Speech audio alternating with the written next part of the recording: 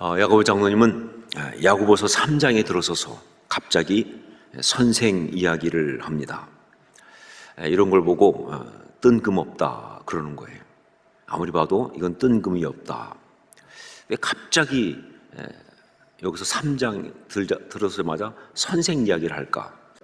무엇을 말하려고 선생이란 단어를 가지고 이야기를 시작하고 있을까요? 자, 여기서 이 선생이란 말, 이것은 헬라어로 디다스칼로스란 말입니다. 디다스칼로스. 그런데 이 디다스칼로스란 이 단어는요, 그 당시에 지금보다는 훨씬 더 넓은 의미로 사용됐단 말이에요. 지금은 선생 그러면 뭡니까? 선생 그러면 뭐예요? 가르치는 사람 아니겠죠. 그리고 그런 가르친 일에 종사하는 사람. 보통 우리가 선생 그러면 그런 분야에 종사하는 사람, 혹은 가르치는 사람을 이야기하는데, 그 당시에는요, 그것보다는요, 삶을 더 의미 있고 지혜롭게 살려고 하는 모든 사람. 그냥 삶을 그냥 대충 사는 게 아니라, 평범하게 사는 것이 아니라 정말 더 의미 있게, 더 지혜롭게 살려고 하는 모든 사람을 다 지칭하는 말이 바로 디다스칼로스였어요. 자, 그런데 헬라 문화권에서는 그렇게 통용되는데, 그런데 같은 시대, 같은 지역이지만 유대인들한테는 좀 더 달라요. 유대인들한테는요, 삶을 의미 있고 지혜롭게 사는 것, 그런 사람을 선생이라고 하는 그것이 아니라, 삶을 의미 있고 지혜롭게 살되 그냥 사는 것이 아니라 하나님 말씀, 율법을 따라서 그렇게 살고 그렇게 가르치는 사람을 디다스칼로스라고 말했어요. 그러니까 유대인들은 사실은 자기들 말로 하면은 랍비예요, 랍비. 랍비를 헬라어로 디다스칼로스라고 이제 번역을 한 거죠. 그러니까 이 디다스칼로스란 단어, 선생이란 말은요, 유대인들한테는 훨씬 특별한 말이었다. 랍비니까. 자, 바로 그래서 우리 그리스도인들에게 이 디다스칼로스는 정말 중요한 말이에요. 이제 그런 면에서 바로 선생이란 말을 쓰고 있는 거예요. 참된 그리스도인, 참된 신앙인을 나타내는 말로서 선생된 우리가 라고 하면서 디다스칼로스란 말을 쓰고 있는 거예요. 참된 신앙인, 정말 참된 그리스도인, 그것은 바로 선생된 우리가 디다스칼로스. 참된 그리스도인답게 살아감으로 그리스도의 그 복음을 세상에 전하는 사람 말이에요. 다른 어떤 것보다 중요한 게 뭐예요? 참된 그리스도인답게 그 삶의 모습으로, 그 인격으로, 바로 그 삶, 어떤 나타나는 그 모습으로 그리스도의 복음을 세상에 전하는 사람, 디다스칼로스, 선생, 그 영향력, 바로 그런 것으로 쓰고 있는 거예요. 여러분, 그렇습니다. 우리는 다 선생입니다. 우리는 다 선생이어야 합니다. 직업을 말하는 거 아니죠? 영적으로 우리가 그리스도인이 되었다는 순간부터 뭐예요? 우리는 다 선생이에요. 선생이 되어야 하는 것이다. 오늘 말씀 바로 그것을 강조하면서 말씀을 시작하고 있어요. 우리 1절 말씀을 함께 읽겠습니다. 1절 같이 읽습니다. 내 형제들아, 너희는 선생된 우리가 더 큰 심판을 받을 줄 알고 선생이 많이 되지 말라. 자, 이 말씀 보면 그 뒷부분에 선생이 많이 되지 말라, 그러니까 우리 보고 선생 되지 말라고 하신 말씀인가 보다라고 생각할 수 있는데 아니죠. 여러분, 그 반대입니다. 이건 일종의 반어법이에요. 강조법이에요. 그러니까 선생된 우리가 라고 시작해 놓고 나서 선생이 많이 되지 말라라고 하는 말, 우린 이미 선생입니다. 그런데 왜 선생이 많이 되지 말라고 하느냐? 그것은요, 그 중요한 선생됨을 제대로 하라고 말입니다. 그냥 겉으로, 그냥 형식적으로 아니라 진짜 선생이 되라고 말이에요. 이미 우리가 선생이니까 그 선생됨을 제대로 하라 하는 얘기예요. 자, 그렇다고 한다면 우리가 이 디다스칼로스를 제대로 살기 위해서 정말 중요한 것은 무엇인가? 특별히 디다스칼로스, 이 선생됨, 이것을 가지고 얘기하면서 야고보 장로는요, 이것을 제대로, 이 디다스칼로스, 이런 삶을 제대로 살기 위해서 정말 중요한 건 뭐냐 하는 것을 갖다가 정말 단호하게 딱 한 가지만 얘기하고 있어요. 사실 굉장히 많을 것 같잖아요. 그런데 야고보 장로님은요, 이 디다스칼로스, 선생이라는 것 때문에 그랬는지 모르겠지만 딱 한 가지만 얘기했는데, 그게 바로 뭐냐? 언어예요. 언어. 어떻게 디다스칼로스, 어떻게 참된 그리스도인으로 살아갈 수 있느냐? 어떻게 우리가 참된 그리스도인으로서 정말 그 귀한 영향력을 미칠 수 있느냐? 단 어떤 것보다 중요한 게 뭐냐? 언어다. 언어를 얘기하고 있어요. 그리스도인답게 살아가는 데 있어서, 그러면서 선한 영향력으로 그리스도를 증거하는 그런 삶을 사는 데 있어서 가장 중요한, 결정적으로 중요한 것 한 가지, 그게 바로 언어다 하는 것입니다. 그거 어떻게 그렇게 말할 수 있느냐? 어떻게 그렇게 단호하게 말할 수 있느냐? 그것은 바로 언어가 가지는 그 의미, 그 중요성 때문에 그렇습니다. 언어가 가지는 그 의미, 중요성 때문에. 여러분, 언어는요, 단지 그냥 의사소통의 어떤 수단이 아니에요. 인간의 언어는 단지 그냥 의사소통하기 위한 그런 수단만이 아니에요. 언어는요, 인간의 언어는 인간의 내면의 핵심 표현입니다. 이 내면을 그대로 표현하는 거예요. 그게 바로 언어예요. 어떤 사람들은 이런 얘기합니다. 동물들도 언어가 있다. 들어보신 것 같으세요? 뭐 그런 얘기 많죠. 뭐 돌고래도 뭐 신호를 몇 가지 보내고 뭐 등등 개들도 다 이렇게 어떤 표시도 하고 뭐 등등. 그런데 여러분, 그렇지 않습니다. 동물들이 필요에 따라서 어떤 신호를 주고받을 수는 있지만 그걸 언어라고 말할 수가 없어요. 그건 언어가 아니에요. 그냥 신호를 주고받는 것이죠. 그렇죠? 여러분, 우리한테 있는 언어는 그렇게 신호를 주고받는 정도가 아니라 바로 우리 사고의 표현이에요. 즉, 내가 지금 생각하고 있는 이 사고 체계를 그대로 나타내는 게 바로 언어예요. 그래서 여러분, 철학에서는요, 현대 철학의 가장 핫한 어떤 분야가 언어 철학 아닙니까? 결국 사람의 이 내면을 갖다가 사고를 알아보려고 하니까 가장 중요한 게 언어다. 그래서 언어 철학이 나왔다고요. 그 정도예요. 자, 그런데 여러분, 성경적으로 본다면, 신학적으로 본다면 언어는 또 그 이상이에요. 인간의 내면의 어떤 핵심 표현 그 정도가 아니라 성경적으로 본다면, 신학적으로 본다면요, 언어는 바로 하나님의 형상의 핵심이에요. 하나님의 형상의 핵심이에요. 무슨 근거로 그렇게 말하는가? 그것은 바로 그 언어가 가지고 있는 권위. 언어는요, 그 사람이 가지고 있는 권위를 담은 것이기 때문에 그래요. 그 언어는요, 그냥 언어가 아니에요.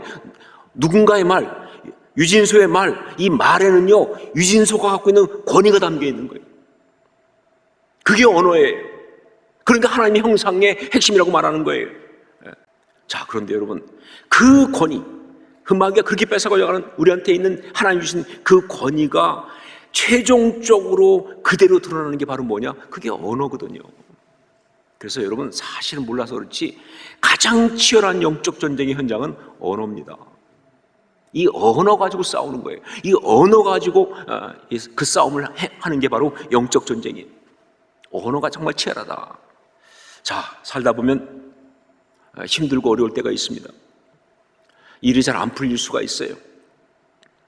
원치 않게 정말 어려움을 겪을 수 있습니다. 건강의 어려움도 있을 수 있고, 경제적 어려움이 있을 수도 있고, 관계가 힘들 수도 있고, 진짜 내 생각엔 이건 절대 아니다 싶은 것까지 다 빼앗길 정도로 무너지는 상황이 올 수 있어요. 자, 그때 마음속에 정말로 실패했다. 나는 정말 불행하다. 나는 정말 패배했다. 나는 정말 끝났다 라는 생각이 들어오는데, 여러분 아세요? 생각이 그렇게 들어왔다고 아직 패배한 건 아니라는 것을. 그런 생각이 들 수 있어요. 그런데 그런 생각이 들어왔다고 그때 내가 이미 패배한 게 아니에요. 그럼 언제 패배하느냐? 그런 생각 속에, 그런 감정 속에 그것을 내 입으로 재미없어 살아. 그냥 그만 살고 싶어. 행복하지 않아. 그냥 우리 가정은 끝났어. 내 인생 소망 없어.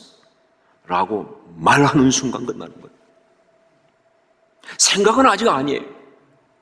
이게 입으로 나오는 순간 끝나는 거예요. 언어는 그런 것입니다.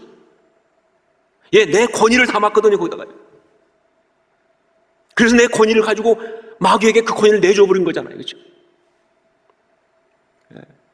여러분, 그게 꼭 누구한테 가서 내 인생 끝났어, 내 힘들어 이렇게 말하지 않았어도요, 그냥 혼잣말을 해도 마찬가지입니다. 여러분, 혼잣말 조심하셔야 돼요. 혼잣말이라고 그냥 아무것도 아닌 게 아니에요. 왜? 권위가 담겨있기 때문에. 저 혼잣말 하다가 하나님께 된통 혼난 적이 있었어요. 혼잣말을 아니에요. 그거 그냥 혼잣말 아니, 굉장히 중요한 거예요. 권위가 들어가 있으니까 말이죠. 내 혼잣말 하면서, 그래서 그냥 한탄하면서 결국 하나님 주신 권위를 갖다가 마귀한테 그냥 다 줘버리는 거예요. 여러분, 진짜 신앙인은 거기서 어떻게 해야 됩니까? 막 정말 힘들고 어렵고 막 무상황이 그런 느낌이 들어도 그 순간 뭐예요? 입으로 힘들다, 어렵다, 끝났다라고 말하는 게 아니라 뭐예요? 그 순간 그래도 하나님 뜻이 계신 줄 믿습니다. 그 순간 확 뒤집어 버리는 거예요. 그게 영적 전쟁 아닙니까? 그죠? 그래서 하나님 이해할 수 없지만 저는 감사합니다. 그냥 그게 진짜 영적 싸움에 승리하는 순간이죠. 그죠? 그러나 반대가 되면 패배하는 것이다. 여러분 잊지 마십시오. 언어는 우리의 권위라는 사실을. 그러니까 우리가 신앙생활하면서 이것을 정말 잘 다뤄야 돼요. 어떤 것보다 언어를 잘 다뤄야 돼요. 그냥 아무 어떤 것도 없이 그냥 나왔다가 사라져 버리는 것 같은 어떤 그런 식으로 생각을 많이 하는데, 정말 안타깝게도 많은 사람들이 말이죠, 이 언어가 얼마나 큰 영향을 주는지, 그리고 얼마나 큰 피해를 주는지를 잘 몰라요. 그냥 말은 그냥 하고 그냥 끝나면 그냥 없어진다고 생각해요. 아니요. 여러분, 특히 또 무서운 게 뭐냐? 많은 사람들이 이 언어가 얼마나 무서운 폭력이 될 수 있는지를 모른다는 거예요. 특별히 이 언어가 정말 기가 막힌 어떤 능력도 되지만 엄청난 폭력이 될 수 있다는 것을 너무 모른다는 거예요. 더구나 만일 그가 신앙인이라고 한다면 이건 어리석은 정도가 아니라 악한 거예요. 왜? 마귀에게 이용당하고 있는 거니까. 반드시 마귀에게 이용당하고 있는 거니까 이건 악한 거예요. 여러분, 그러니까 정말 이건 우리가 너무너무 조심해야 되는 것이죠. 자, 그렇다면 어떻게 해야 합니까? 이 언어를 잘 관리하고 사용하려고 한다면 그러면 어떻게 해야 합니까? 전 그 대답을 성령님께 직접 받았어요. 야고보 장로님의 이 말씀을 보면서 성령님께서 직접 그 대답을 제 마음속에 주셨습니다. 자, 먼저 우리 8절부터 10절까지 말씀을 같이 읽겠습니다. 8절로 10절 같이 읽습니다. 혀는 능히 길들일 사람이 없나니 쉬지 아니하는 악이요 죽이는 독이 가득한 것이라. 이것으로 우리가 주 아버지를 찬송하고 또 이것으로 하나님의 형상대로 지음을 받은 사람을 저주하나니 한 입에서 찬송과 저주가 나오는도다. 내 형제들아, 이것이 마땅하지 아니하니라. 어떻게 하라는 말입니까? 신앙이라고 하면서 하나님을 찬양하는 그 언어를 가지고 또 하나님께서 당신의 형상대로 만드신 또 다른 사람을 저주하는 이 말도 안 되는 행동을 하는데 어떻게 하란 말입니까? 아무리 의지를 가지고 길들이려고 해도 우리 언어가 이렇다는 사실을 부인할 수 없잖아요. 여러분, 이 말씀 앞에 자유로울 사람 누가 있겠습니까? 지금 하나님을 찬양하는 이 언어를 가지고 하나님 형상대로 지음받은 또 다른 사람을 저주하는 그런 일, 하나님의 어떤 그런 나라를 파괴하는 그런 일, 그런 말을, 그런 어떤 하나님이 원하시지 않는 악한 어떤 마귀가 원하는 그런 일을 말한 일, 여기 자유로운 사람 누가 있냐 그 말이에요.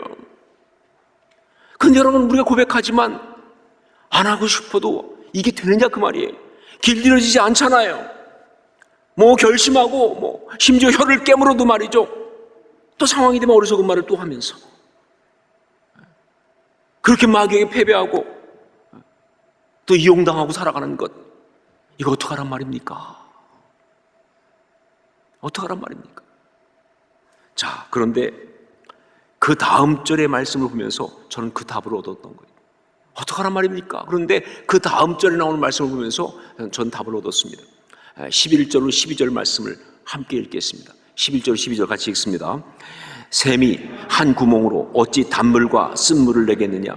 내 형제들아, 어찌 무화과나무가 감람나무 열매를, 포도나무가 무화과를 맺겠느냐? 이와 같이 짠물이 단물을 내지 못하느니라. 이 말씀에서 정말 중요한 것은 뭐냐? 속에 있는 것이 나온다예요. 그 언어는요, 속에 있는 것이 속사람에서 나오는 거예요. 그러니까 그 언어를 바꾸고 싶어요? 그 언어를 갖다가 좀 통제하고 싶어요? 예, 속사람을 바꿔야죠. 여러분, 우리 속에 있는 이 죄된 본성에 악한 사람이 있는 한 결국 우리는요, 입으로 악한 말을 할 수밖에 없어요. 아무리 결심하고 안 하겠다 그러고 좋은 말만 해야지라고 생각해도요, 아니요, 이 죄된 속사람이 있는 한은요, 악한 말 할 수밖에 없는 거예요.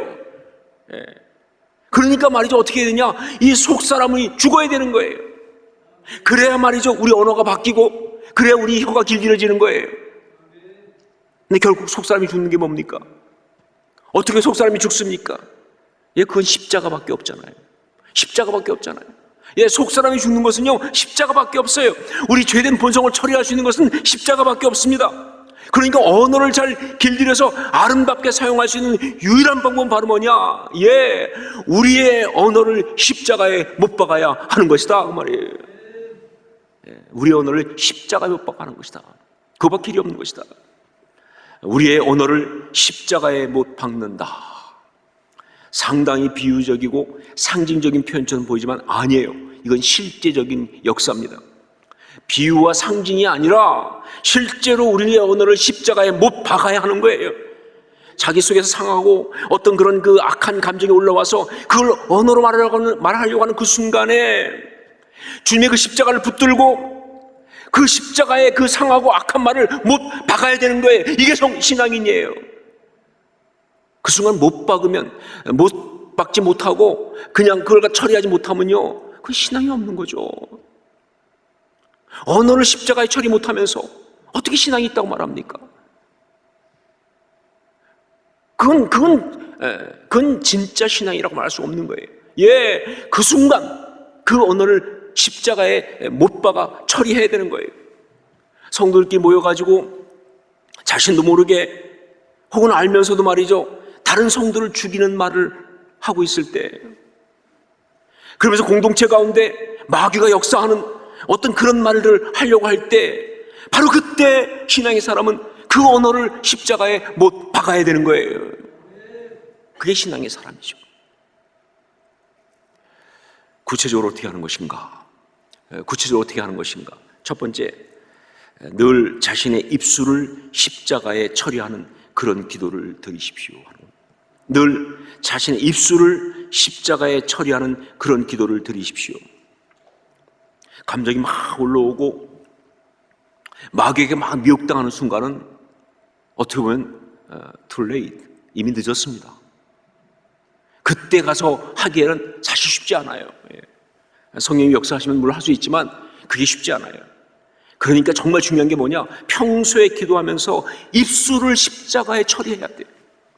내 입술을 십자가에 처리하는 그런 기도를 드려야 됩니다. 예, 그냥 늘 드리세요. 늘 기도할 때마다 주님, 내 입술을 주님의 십자가에 올려드립니다. 이 입술이 우리 주님의 그 십자가의 대속의 은혜로 이미 깨끗게 되었음을 선포합니다. 그 십자가의 은혜 가운데 나 입술이 늘 있게 하옵소서. 예, 기도하고 또 기도해야 되는 거예요. 우리 한번 이 기도문을 같이 한번, 제가 예를 들어 놓은 것이지만, 여러분이 기도할 때마다 반드시 먼저 입술을 십자가에 처리하는 기도를 해야 되기 때문에 이것을 같이 한번 함께 우리의 기도로 올려드렸으면 좋겠습니다. 함께 이 기도를 올려드립니다. 주님, 나의 입술을 십자가에 올려드립니다. 이 입술이 우리 주님의 그 십자가의 대속의 은혜로 이미 깨끗게 되었음을 선포합니다.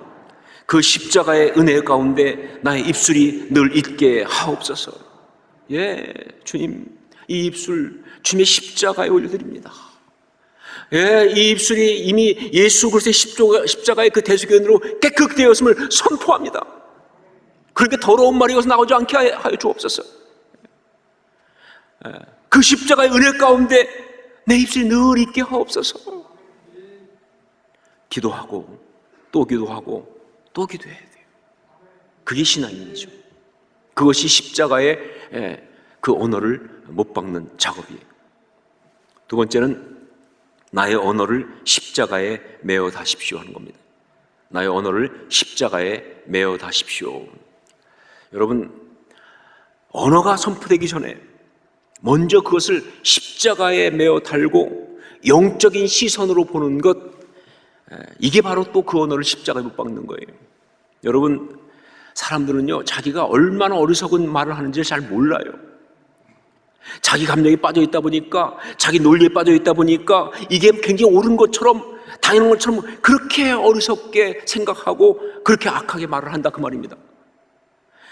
하지만 참 신앙의 사람은 어떤 사람이냐? 바로 그런 말이 올라올 때 바로 그것을 갖다가 그 순간에 그 말을 십자가에 메어 다는 거예요. 마치 뭐예요? 광야에서 불뱀이 올렸던 사람들한테 그 장대에 불뱀을 메어 달듯이. 그리고 쳐다보면요, 얼마나 추한지 그게. 그리고 쳐다보면요, 그게 얼마나 악한지 보입니다. 내 감정이 빠졌을 때는 안 보여요. 십자가에 메어 달아놓으면 보여요. 그러면서 그 순간, 아, 이것이 이렇게 악한 말인데, 이게 이렇게 추한 말, 이게 이렇게 부질없는 말인데, 이렇게 정말 하나님을 아프게 하는, 하나님의 마음을 아프게 하는 말인데, 이걸 보게 되면요, 그 언어를 바꿀 수가 있어요. 십자가에 메어 다는 거예요. 여러분, 십자가의 중요한 기능이 뭔지 아시죠? 나의 죄를 객관적으로 걸어놓는 겁니다. 그게 십자가예요. 십자가 달리신 예수님은요, 바로 우리의 죄된 모습 그거잖아요. 상한 모습 그거잖아요. 추한 모습 그대로 달리셨잖아요. 모세가 광야에서 뱀을 든 것 같이 인자도 들려야 하리니, 그거 아닙니까? 그렇죠? 그래서 우리의 언어를 십자가에 매다는 작업을 자꾸 해야 돼요. 그냥 생각난다고 말하는 것이 아니라 이 언어를 객관적으로 영적으로 바라볼 수 있어야 돼요. 매달고. 그런 영성이, 그런 영적인 어떤 깨달음이 여러분 가운데 있을 수 있기를, 제게 있을 수 있기를 주의 이름으로 축원합니다. 그래야죠. 세 번째는 나의 언어를 십자가의 능력으로 바꾸십시오 하는 겁니다. 나의 언어를 십자가의 능력으로 바꾸십시오. 언어는 유혹입니다. 그렇게 말하고 싶어서 참을 수가 없는 게 언어예요. 몰라서 그렇게 말하기도 하지만 참 많은 경우는요, 그것이 악하고 추한 것임을 알면서도 참지 못하니까 말하는 거예요. 그러니까 사람들이 다 이렇게 말하잖아요. 말 안 하려고 그랬는데. 말 안 하려고 그랬으면 하지 말아야지. 저도요, 정말 너무 많은 경우 심지어 말하지 않겠다고 결심한 말까지도 결국은 또 얘기하다가 뭐 제 상처를 좀 자극하고 상황을 자극하면요, 그냥 이게 막 나와요. 너무 하고 싶어서. 다른 사람 욕 너무 하고 싶어서. 다른 사람 흉보는 거 너무 하고 싶어서.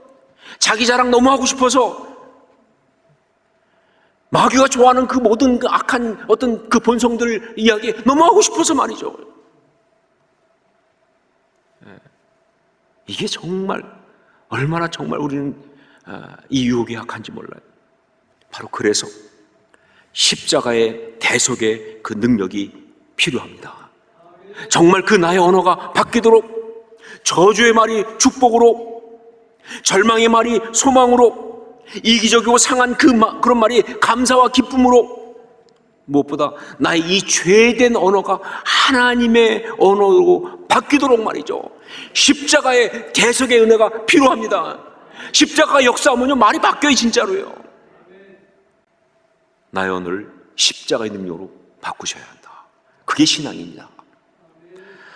날마다 자신의 언어를 십자가에 못 박는 이 시대의 진정한 신앙인 디다스칼로스, 정말 선생된, 신앙의 선생된 그런 사람으로 그렇게 살아갈 수 있기를 주의 이름으로 축원합니다. 이게 야고보 장로님의 메시지입니다.